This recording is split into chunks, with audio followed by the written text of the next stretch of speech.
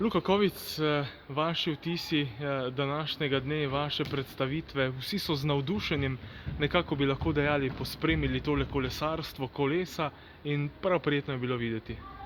Ja, lepo pozdravljeni, veseli me, da so lahko prisostvovali temu dogodku.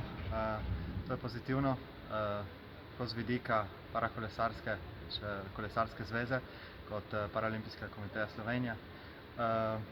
Veseli me tudi, da je bil izkazan interes glede tega, tako da upam, da si bodo izposodili čim več koles in da se bo to širilo naprej.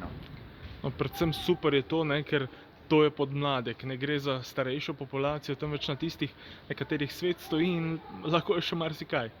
Ja, te nove energije, novi občutki, to je pač to, kar potrebujemo dejansko tudi na zvezi in upam, da bo to tudi nadaljevalo in se bo razvijalo naprej v tej smeri.